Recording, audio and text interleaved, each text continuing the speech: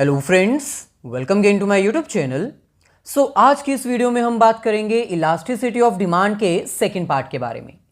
Elasticity of demand के second part में आज हम अंडरस्टैंड करेंगे कि आखिरकार वो कौन से ऐसे मेथड्स हैं जिसकी हेल्प से price elasticity of demand measure की जाती है। नॉर्मली अगर देखा जाए तो इलास्टिसिटी ऑफ डिमांड को मेजर करने के लिए हमारे पास 4 मेथड्स हैं, लेकिन आज हम फर्स्ट 2 मेथड्स को कवर करेंगे, अंडरस्टैंड करेंगे और उनके न्यूमेरिकल क्वेश्चंस को सॉल्व करेंगे। चलिए, ये हमारे पास है methods of measuring price elasticity of demand. जैसे कि हम आपको ऑलरेडी बता चुके हैं, प्राइस इलास्टिसिटी ऑफ डिमांड एक ऐसा मेथड है, एक ऐसी टेक्निक है जिसकी हेल्प से हम ये फाइंड आउट करते हैं कि प्राइस के चेंज होने से डिमांड में कितना चेंज आता है। हम सबको पता है कि प्राइस और डिमांड के बीच में नेगेटिव रिलेशन एग्जिस्ट करता है। प्राइस के बढ़ने से डिमांड कम हो जाती है, प्राइस के कम होने से डिमांड बढ़ जाती है। लेकिन अगर हमें मेजरमेंट करनी है that how much change in price will leads to how much change in demand, तो उसको मेजर करने के लिए हमारे पास प्राइस इलास्टिसिटी ऑफ डिमांड के अलावा और कोई टेक्निक नहीं है। प्राइस इलास्टिसिटी ऑफ डिमांड एक मेथड है, एक टेक्निक है जिसकी हेल्प से हम ये फाइंड आउट करते हैं कि प्राइस के चेंज होने से डिमांड में कितना चेंज आएगा। ज़्यादा चेंज आएगा, कम चेंज आएगा या फिर इक्वल चेंज आएगा। प्राइस इलास्टिसिटी ऑफ डिमांड को मेजर करने के लिए फर्स्ट मेथड हमारे पास है the percentage method. Percentage method, जैसे कि इसके नेम से ही क्लियर हो रहा है, ये एक ऐसा मेथड है जिसमें हम percentage change in price and percentage change in demand को मेजर करते हैं। हम पता लगाते हैं कि कितने प्रतिशत प्राइस में चेंज आया और कितने प्रतिशत डिमांड में चेंज आया। फिर हम दोनों को कंपेयर करते हैं। अगर परसेंटेज चेंज इन डिमांड ज़्यादा होगा तो मोर इलास्टिक, अगर परसेंटेज चेंज इन डिमांड कम होगा तो लेस इलास्टिक। अगर percentage change in demand and percentage change in price equal होगा तो यूनिटरी, यानी इलास्टिसिटी ऑफ डिमांड इक्वल है। यहां पर हमें कह रहे हैं under percentage method we uses percentage change in quantity demand due to percentage change in price. यानी परसेंटेज मेथड में हम 2 चीजें फाइंड आउट करते हैं, पहली परसेंटेज चेंज इन प्राइस और दूसरी percentage change in quantity demand. यानी कितने प्रतिशत प्राइस में चेंज आने से कितने प्रतिशत डिमांड में चेंज आया है। क्योंकि अगर प्राइस चेंज होगा तो बट ऑब्वियस है कि डिमांड तो चेंज होगी ही होगी, लेकिन दोनों में कितने परसेंट चेंज आया है, इसी को मेजर करने से हमें प्राइस इलास्टिसिटी ऑफ डिमांड के बारे में पता चल जाता है। Hence percentage method is a ratio between percentage change in quantity demand and percentage change in price. यानी परसेंटेज मेथड में हम 2 चीज़ों को कंपेयर करते हैं, दोनों की रेशियो को डिस्कस करते हैं। It is a ratio between percentage change in quantity demand and percentage change in price. Elasticity of demand के फर्स्ट पार्ट में भी हम ये फॉर्मूला आपको ऑलरेडी करवा चुके हैं, समझा चुके हैं। इसी फॉर्मूला को हम परसेंटेज मेथड में यूज करते हैं। यहां पर हमें कह रहे हैं percentage change in quantity demand divided by percentage change in price. हम आपको ऑलरेडी बता चुके हैं कि percentage change in quantity demand and percentage change in price कैसे कैलकुलेट की जाती है। फर्स्ट हमारे पास आएगा करंट ईयर और सेकंड हमारे पास आएगा प्रीवियस ईयर। यानी demand of current year minus demand of previous year divided by demand of previous year multiply by 100।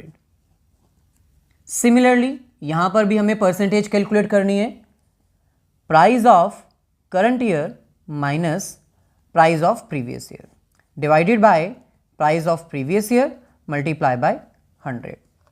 और अगर हम इस इक्वेशन को शॉर्ट फॉर्म में कन्वर्ट करके लिखें तो ये इक्वेशन बन जाएगी change in quantity divided by quantity. ऐसे ही change in price divided by price.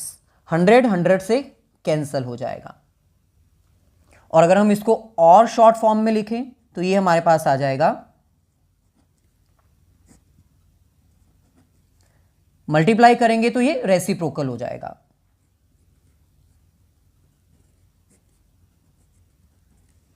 यानी एट लास्ट जो इक्वेशन हमने आपको प्रीवियस वीडियो में एक्सप्लेन की थी वही इक्वेशन का फॉर्मूला यहां पर भी यूज होगा। Change in quantity upon change in price multiply price upon quantity. So exam में आप इस इक्वेशन को भी याद कर सकते हैं और इस इक्वेशन को भी याद कर सकते हैं। फाइनल आउटकम यही है, लेकिन ये इसका मेन ओरिजिन है। So quantity of current year minus quantity of previous year divided by quantity of previous year multiply 100, क्योंकि परसेंटेज में 100 से मल्टीप्लाई करना इंपॉर्टेंट है। Similarly price of current year minus price of previous year divided by price of previous year multiply by 100। सो इसी equation को, इसी formula को use करते हुए अब हम इसके कुछ न्यूमेरिकल क्वेश्चंस ट्राई करते हैं।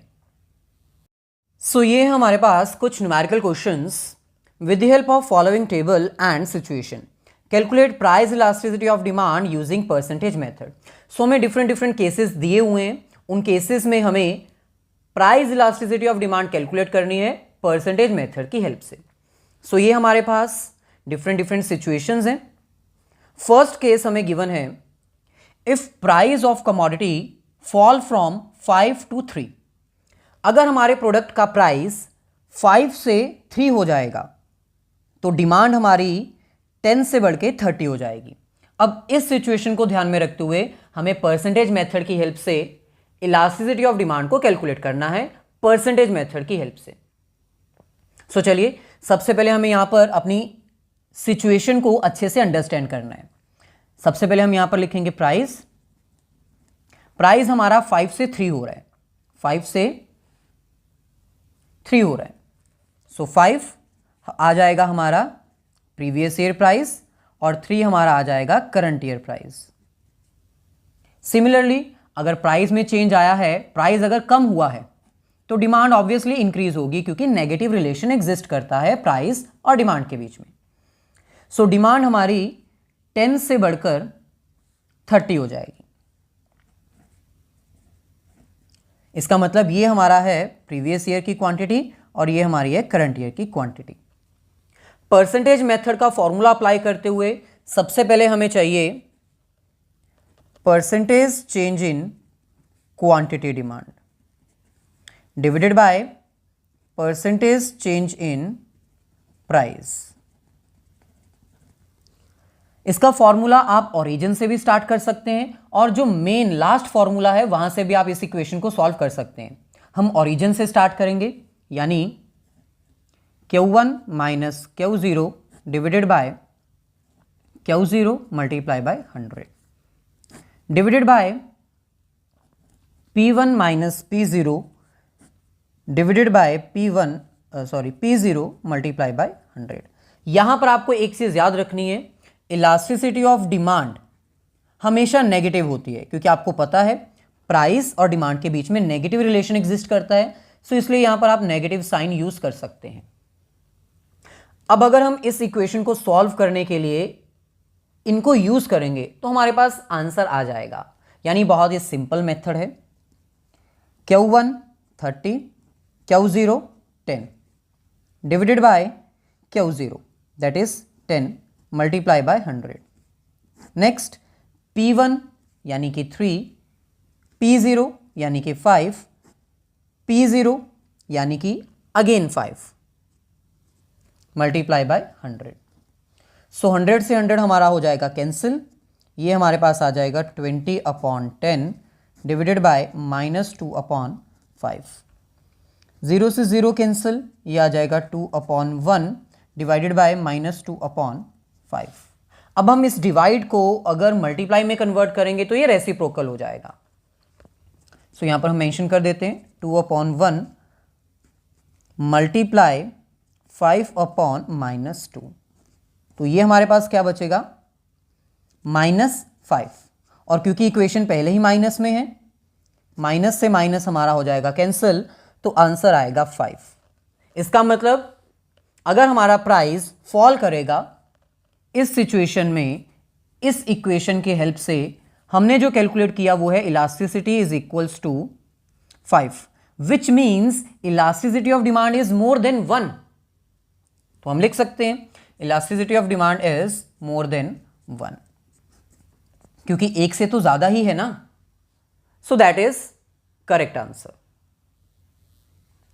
सो ऐसे ही एक और इक्वेशन हम सॉल्व कर सकते हैं। Case 2, price rises from 3 to 5। यहां पर भी सबसे पहले हमें अपनी इक्वेशन डेवलप करनी है, यानी प्राइस और क्वांटिटी डिमांड। अगर प्राइस 3 से 5 हो जाएगा, यानी ये 3 और ये 5, P0 एंड P1।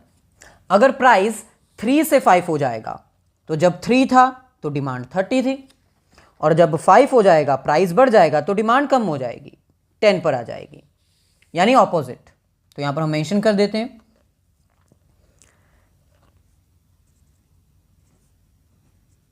प्राइस बढ़ा तो डिमांड हो गई कम, यानी नेगेटिव रिलेशन। अब इसको भी हम सेम इक्वेशन से सॉल्व कर सकते हैं, सेम फॉर्मूला हम अप्लाई करेंगे। सो हम डायरेक्टली इसको सॉल्व कर देते हैं। 10 minus 30 upon 30 multiply by 100 divided by 5 minus 3 upon 3 multiply by 100। 100 से 100 कैंसिल हो जाएगा, ये हमारे पास आएगा -20 अपॉन 30, 2 अपॉन 3। 0 से 0 कैंसिल, हमारे पास बच जाएगा -2 अपॉन 3 एंड 2 अपॉन 3। तो ये दोनों इक्वल हैं, कैंसिल हो जाएंगे, बचेगा -1। अब इक्वल्स टू के इस तरफ भी माइनस ही होता है, तो माइनस माइनस कैंसिल और ये आ जाएगा 1। यानी इस सिचुएशन में इलास्टिसिटी ऑफ डिमांड हमारी क्या आएगी? 1, that is unitary, equals to 1। Similarly अब नेक्स्ट केस भी हमारे पास गिवन है, case number 3 and case number 4। ये दोनों ही केसेस आपके लिए होमवर्क है, कमेंट करके इसका आंसर जरूर बताना, और जिसका आंसर करेक्ट होगा उसके कमेंट को हम हार्ट जरूर देंगे। ये दोनों ही आपके होमवर्क है। सो अगर प्राइस 3 से 1 हो जाएगा तो इलास्टिसिटी ऑफ डिमांड क्या आएगी? With the help of percentage method आपको कैलकुलेट करनी है, सेम फॉर्मूला। ऐसे ही अगर प्राइस इंक्रीज हो जाएगा, 1 से 5 हो जाएगा, तो उस सिचुएशन में इलास्टिसिटी ऑफ डिमांड कितनी आएगी? सेम फॉर्मूला को आपको अप्लाई करना है, और इक्वेशंस डेवलप करने के लिए आपको यहां पर टेबल ऑलरेडी दे रखा है। सो ऐसे ही इलास्टिसिटी ऑफ डिमांड को मेजर करने का second and most important method हमारे पास है the point method. Basically point method एक ऐसा मेथड है जिसमें हम अपने डिमांड कर्व को डिफरेंट पॉइंट्स में डिवाइड करते हैं, और उन पॉइंट्स की हेल्प से हम इलास्टिसिटी ऑफ डिमांड को मेजर करते हैं। ये एक ऐसा मेथड है जो प्रोफेसर मार्शल ने डेवलप किया था। पॉइंट मेथड को हम ज्योमेट्रिक मेथड भी कहते हैं। पॉइंट मेथड को हम बेसिकली पॉइंट मेथड ही क्यों कहते हैं? इसका सिंपल रीजन है, क्योंकि हम अपने डिमांड कर्व को डिफरेंट पॉइंट्स में डिवाइड करते हैं, और उन पॉइंट्स की हेल्प से हम इलास्टिसिटी ऑफ डिमांड को मेजर करते हैं। सो क्योंकि पॉइंट की हेल्प से हम इलास्टिसिटी ऑफ डिमांड को मेजर करते हैं, इसलिए हम इसको पॉइंट मेथड भी कहते हैं। सो यहां पर हमें कह रहे हैं this method is developed by professor Marshall known as geometric method. यानी ये मेथड प्रोफेसर मार्शल के द्वारा, जो कि इकोनॉमिस्ट है, डेवलप किया गया है। इसको हम ज्योमेट्रिक मेथड भी कहते हैं। Under this method elasticity of demand is calculated with the help of point on the demand curve. Demand curve के ऊपर डिफरेंट पॉइंट्स जो कंसीडर किए जाते हैं, उनकी हेल्प से हम इलास्टिसिटी ऑफ डिमांड को मेजर करते हैं, इसलिए हम इसको पॉइंट मेथड भी कहते हैं। फॉर एग्जाम्पल, मान लीजिए ये हमारे पास एक सिचुएशन गिवन है। इस सिचुएशन के अकॉर्डिंग हमारा प्राइस जो है वो डिक्रीज हो रहा है, यहां से यहां आया। अब प्राइस जब डिक्रीज होता है तो डिमांड इंक्रीज होती है। इसका मतलब हमारे पास 2 पॉइंट्स गिवन है। डिमांड कर्व में हमारे पास P और M 2 पॉइंट्स गिवन है। मान लो हमें इलास्टिसिटी ऑफ डिमांड मेजर करनी है एट पॉइंट P। तो P पॉइंट पे हम इलास्टिसिटी ऑफ डिमांड कैसे मेजर करेंगे?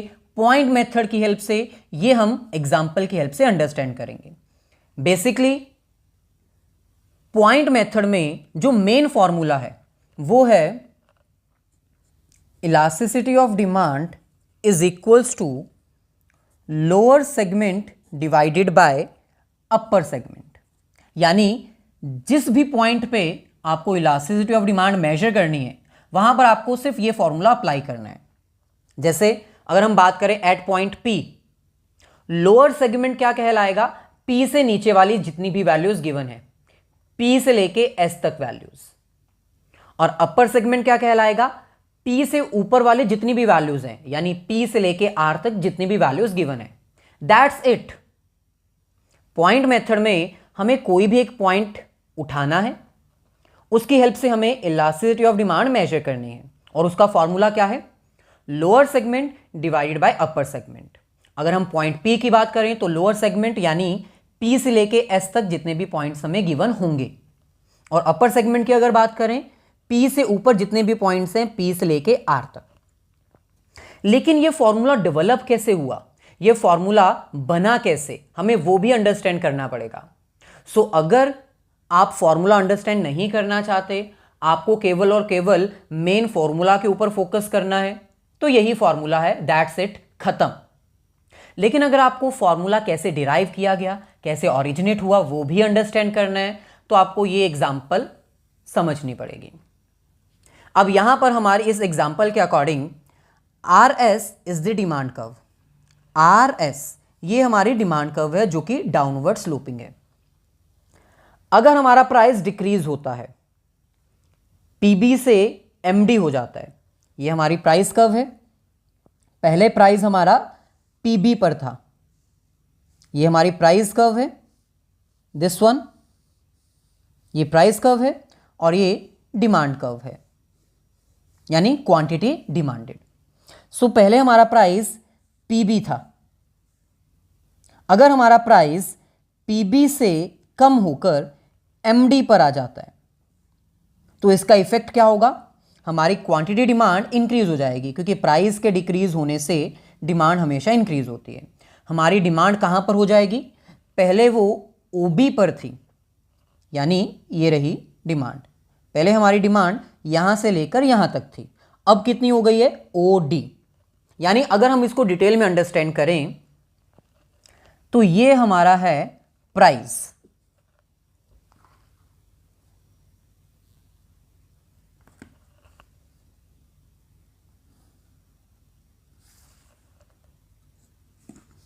ये हमारे पास है previous year price P0, PB यानी AO यानी PB, क्योंकि दोनों सेम लाइंस हैं, दोनों सेम पैरेलल हैं। सो ये हमारा कहलाएगा previous year price P0। PB भी क्या कहलाएगा? Previous year price. सो अगर हमारा प्राइस PB से कम होके MD पर आ जाता है तो प्राइस कम हुआ, यानी ये हमारे पास है next situation. P1 previous year price, AO, PB previous year price, MD, CO current year price. So price के कम होने से P0, P1 प्राइस के कम होने से डिमांड के ऊपर इफेक्ट क्या आएगा? सिंपल, हमारी डिमांड कर्व इंक्रीज हो जाएगी। यानी पहले हमारी डिमांड जो है वो कुछ इस प्रकार थी,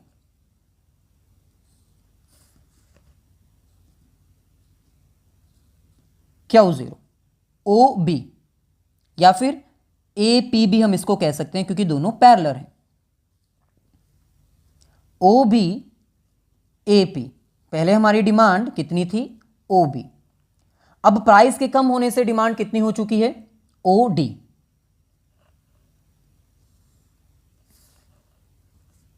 यानी Q1, या फिर हम इसको OD को CD भी CM भी कह सकते हैं, क्योंकि ये दोनों पैरेलल हैं। OD CM। सो इस सिचुएशन को अगर हम फॉर्मूला में अप्लाई कर दें, क्योंकि प्राइस इलास्टिसिटी ऑफ डिमांड को मेजर करने का फॉर्मूला तो हमारा वही रहेगा, percentage change in quantity demand over percentage change in price. अब हमारे पास P1 P0 भी है, Q1 Q0 भी है, यानी current year price previous year price, current year demand previous year demand, दोनों हमारे पास है, यानी हम ये फॉर्मूला अप्लाई कर सकते हैं। सो फॉर्मूला का जब हम अप्लाई करेंगे, अभी हमने आपको बताया कि ये फॉर्मूला एंड में जाकर ये बन जाता है मेन लास्ट फॉर्मूला। सो सबसे पहले हमारे पास आएगा change in quantity divided by change in price multiply by price upon quantity. So हमें इस डायग्राम की हेल्प से पी पॉइंट पे इलास्टिसिटी ऑफ डिमांड कितनी है ये फाइंड आउट करना है। फॉर्मूला ये रहा। अब हमें फाइंड आउट करना है कि इस डायग्राम में चेंज इन क्वांटिटी आखिरकार क्या है। तो बहुत ही सिंपल है, चेंज इन क्वांटिटी। अब आप देख सकते हो चेंज इन क्वांटिटी का मतलब क्या होता है, Q1 माइनस Q0। तो ये रहा Q1 और ये रहा Q0। तो सिंपल है, OD और OB का डिफरेंस हमें चाहिए, और वो डिफरेंस क्या कहलाएगा, BD। यही हमारा चेंज है, इतना एरिया एक्स्ट्रा मिला है। पहले हमारी जो डिमांड है वो यहां तक थी, यहां तक, इस पॉइंट तक, लेकिन अब वो इंक्रीज हो चुकी है। तो ये पोर्शन क्या कहलाएगा, change in quantity, so BD। अब आपको जैसे पता है कि ये पैरेलल है, OD और CM पैरेलल है, ऐसे ही BD और QM भी पैरेलल है, इसलिए हम BD is equals to QM भी लिख सकते हैं। ऐसे ही नेक्स्ट अब हमें फाइंड आउट करना है कि आखिरकार चेंज इन प्राइस क्या है। तो ये भी बहुत सिंपल है। पहले हमारा प्राइस कुछ इस प्रकार था, यानी यहां तक। अब प्राइस में चेंज आ चुका है, प्राइस हमारा कम हुआ है, तो ये क्या कहलाएगा, इतना एरिया चेंज इन प्राइस, यानी CA या फिर AC, जो भी आप इसको लिखना चाहें। सो यहां पर हम लिख देते हैं change in price is equals to CA। अब जैसे कि आपको पता है कि यहां पर OA पैरेलल है, सिमिलरली PB ये भी पैरेलल है, AC अगर ये पैरेलल है तो PQ ये भी पैरेलल होगा। So AC is equals to QP, हम ये भी मेंशन कर सकते हैं। नेक्स्ट हमारे पास है P यानी कि प्रीवियस ईयर प्राइस, Q यानी कि प्रीवियस ईयर क्वांटिटी। तो इसको फाइंड आउट करना कोई मुश्किल नहीं है, ये तो हमारे पास क्लियर कट गिवन है। अगर हम बात करें P की, तो P हमारा कहलाएगा AO, यहां पर गिवन है AO प्राइस, AO पहले प्राइस AO था ना, ऐसे ही पहले क्वांटिटी कितनी थी OB या BO, आप इसको कुछ भी लिख सकते हैं। तो यहां पर हम मेंशन कर देते हैं Q क्या आ जाएगा OB। सो अब अगर हम इस इक्वेशन को यहां पर पुट करें तो हमारे पास इलास्टिसिटी ऑफ डिमांड क्या आएगी, सबसे पहले चेंज इन क्वांटिटी BD है, हम QM लिख सकते हैं। ऐसे ही चेंज इन प्राइस क्या है, CA है, हम QP भी लिख सकते हैं क्योंकि वो पैरेलल है। मल्टीप्लाई P की वैल्यू हमें AO गिवन है और Q की वैल्यू हमें OB गिवन है। अब इस इक्वेशन को हमें फर्दर सॉल्व करना होगा ताकि हम इस इक्वेशन तक पहुंच सकें, lower segment divided by upper segment. So चलिए अब हम इस डायग्राम की हेल्प से आपको कुछ इंपॉर्टेंट पॉइंट्स यहां पर फाइंड आउट करके बताते हैं। सबसे पहले तो आपको यह पता होना चाहिए कि एंगल PQM और एंगल PBS दोनों 90 डिग्री के एंगल्स हैं। आप देख सकते हो PQM, ये रहा PQM, ये 90 डिग्री का एंगल है, यानी यहां पर हम साइन लगा सकते हैं। ऐसे ही PBS, ये भी 90 डिग्री का ही एंगल है, PBS। सो दोनों 90 डिग्री के एंगल हैं, दोनों कॉरस्पॉन्डेंस एंगल हैं। तो इसके अकॉर्डिंग हम ये लिख सकते हैं कि हमारा PQ जो है वो PB के इक्वल है, PQ is equals to PB, और QM जो है वो BS के इक्वल है।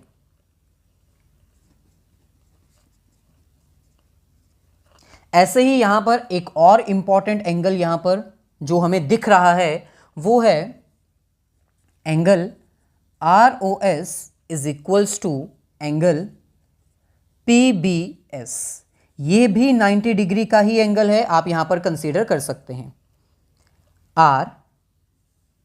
ROS 90 डिग्री एंगल, और PBS तो आपने पहले ही देख लिया, PBS ये भी 90 डिग्री का एंगल है, दोनों 90 डिग्री के एंगल है।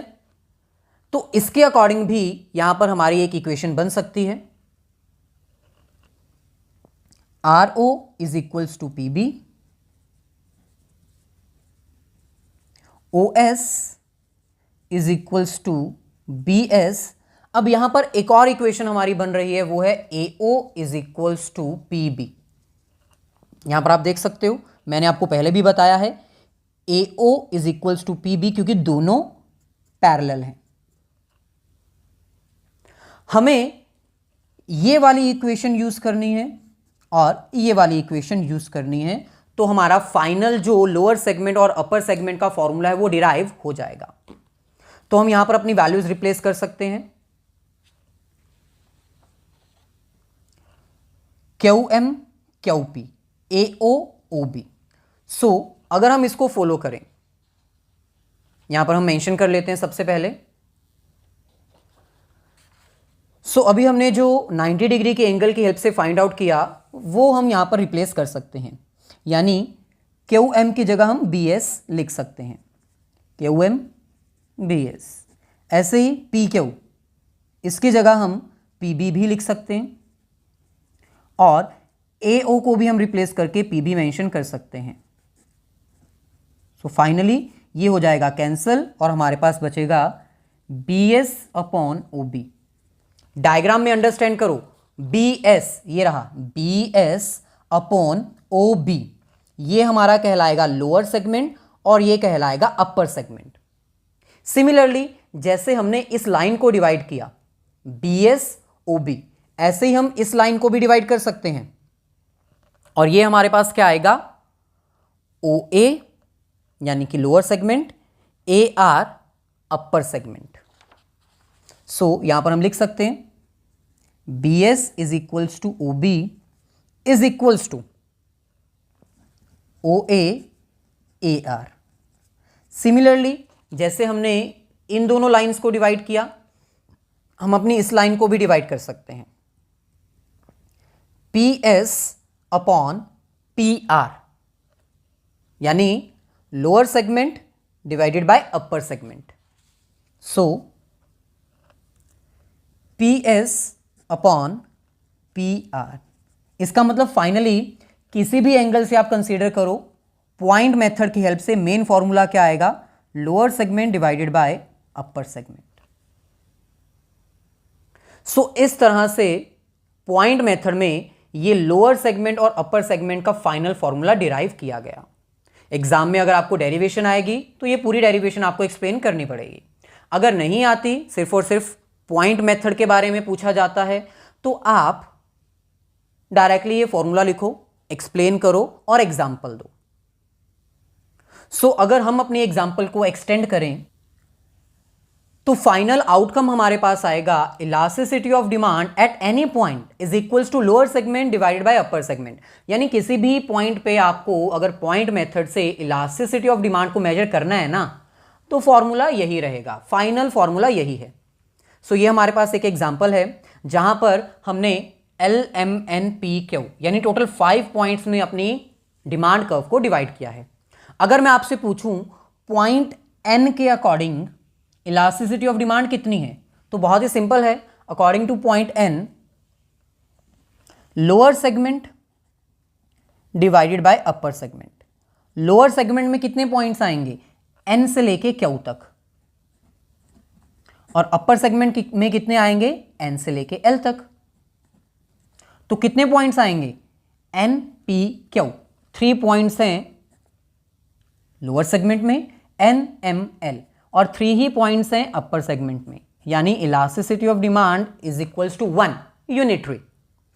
ऐसे ही अगर मैं आपसे पूछूं एट पॉइंट M, तो एट पॉइंट M में लोअर सेगमेंट और अपर सेगमेंट का फॉर्मूला हम अप्लाई करेंगे। लोअर सेगमेंट क्या कहलाएगा, M से लेके Q तक,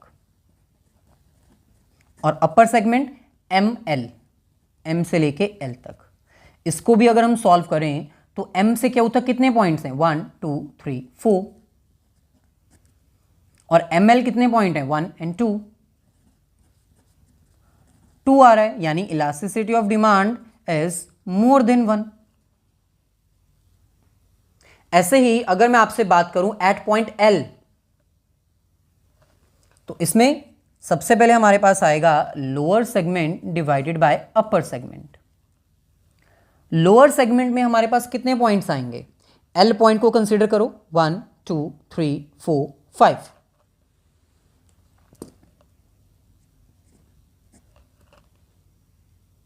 और अपर सेगमेंट में हमारे पास कितने पॉइंट्स आएंगे, L से ऊपर।